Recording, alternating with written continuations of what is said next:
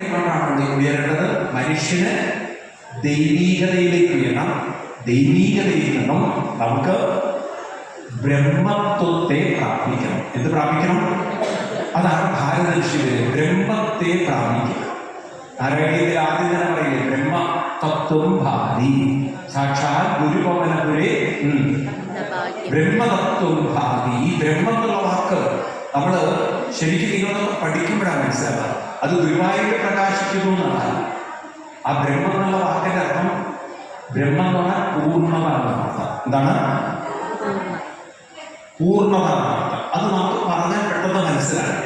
ഇപ്പൊ നോക്കൂ, നമ്മള് ഇവിടെ വീഴുന്ന മഴത്തുള്ളി, ഈ മഴത്തുള്ളിയോട് പറയാണ് നിനക്ക് ബ്രഹ്മതത്വം പ്രാപിക്കാൻ പറ്റും, അല്ലെങ്കിൽ കടലിനെ പ്രാപിക്കാൻ പറ്റുന്നതാണ്. ആ വെള്ളത്തുള്ളി എടുത്ത് മനസ്സിലാക്കും, അയ്യോ എനിക്ക് കടലിലെത്താൻ പറ്റില്ല, എനിക്ക് കടലിലെത്താൻ പറ്റും. പക്ഷെ ആ ഒരു വെള്ളത്തുള്ളി നീർച്ചാലായി തോടുകളിലേക്ക് ചേർന്ന് തോടുകളിൽ നിന്ന് അത് പുഴകളിലേക്ക് എത്തി, പുഴകളിൽ നിന്ന് അവസാനം എവിടെ എത്തിച്ചേരാം? കടലിലെത്തിച്ചേരാം. അപ്പൊ അതിന് നിരന്തരമായൊരു ഇത് വേണം.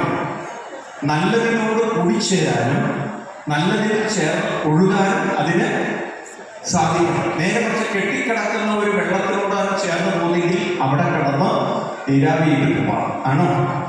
ഒഴുകുന്നതിനോടും ചേരാം, അല്ലെങ്കിൽ കെട്ടിക്കിടക്കുന്നതിനോടും ചേരാം. ഇതുപോലെയാണ് നമ്മുടെ ജീവിതം.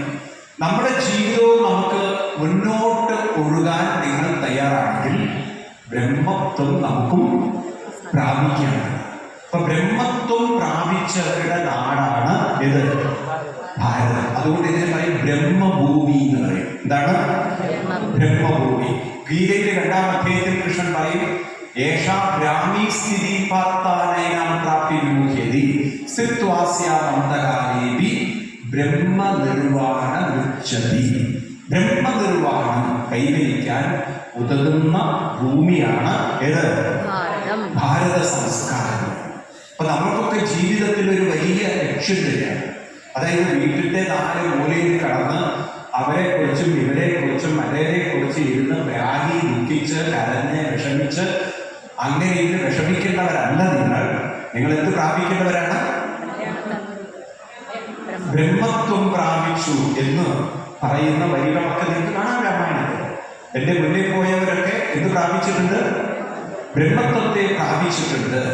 നിങ്ങൾ രാമായണം ശ്രദ്ധിച്ച് വായിച്ചാൽ നിങ്ങൾക്ക് ഈ വാക്ക് പലയിടത്തും കാണാം. ശബരീദേവി രാമനോട് പറയുന്നുണ്ട്, എന്റെ കുറെ പൂർവികന്മാരോടുണ്ടായിരുന്നു, അവരെന്നോട് പറഞ്ഞു ഇവിടെ കാത്തിരിക്കൂ, രാമൻ ഇങ്ങോട്ട് വരും. അവരുടെ ഇവിടെ പോയി അവരൊക്കെ ബ്രഹ്മത്വത്തെ പ്രാപിച്ചു. അവരൊക്കെ പോയി. അവരൊക്കെ ബ്രഹ്മത്തെ പ്രാപിച്ചിട്ടാണ്. ഏത് പ്രാപിച്ചു? ഇപ്പൊ നമുക്കെപ്പോഴും ബോധമാണ്, ഞാൻ എന്തിനാ ഭൂമിയിൽ ജീവിക്കുന്നത്? ബ്രഹ്മത്തെ പ്രാപിക്കാൻ. ഇപ്പോഴൊക്കെ ബ്രഹ്മത്തെ പ്രാപിച്ചിരിക്കുക. അപ്പൊ ബ്രഹ്മത്തിൽ നിന്നും ബ്രഹ്മത്തെ പ്രാപിക്കാം. അപ്പൊ ബ്രഹ്മത്തെ പ്രാപിക്കണമെങ്കിൽ എന്ത് വേണം? അതിന് മനസ്സിനെ എങ്കിൽ ദിവ്യത്വത്തിലേക്ക് ഉയർത്തണം. അതാണ് രാമതത്വം എന്ന് പറയുന്നത്. അപ്പൊ രാമതത്വം, രാമനാകുന്ന തത്വം, ആ തത്വം എവിടെയാണ്? മനസ്സിലാണ്. മനസ്സിന്റെ വികാസമാണ് ഇവിടെ സൂചിപ്പിക്കുന്നത്. അപ്പൊ അതുകൊണ്ട് എനിക്ക് ഇതൊക്കെ വിസ്തരിച്ച് പറഞ്ഞിരുന്നു പറഞ്ഞപ്പോൾ ശ്രീരാമസ്വാമിയെ കുറിച്ച് ഇവിടെ പാർവതീദേവിക്ക് പറഞ്ഞു കൊടുക്കണം. ആദ്യ രാമതത്വമാണ് പരമേശ്വരൻ പറഞ്ഞു കൊടുക്കുന്നത്. ഈ രാമതത്വം കേൾക്കുമ്പോൾ നിങ്ങൾക്ക് മനസ്സിലാവും, ഇത് അയോധ്യയിലെ ദശരഥന്റെ പുത്രനെ കുറിച്ചല്ല പറയുന്നത്. നിങ്ങൾ രാമതത്വം എടുത്ത് നോക്കൂ.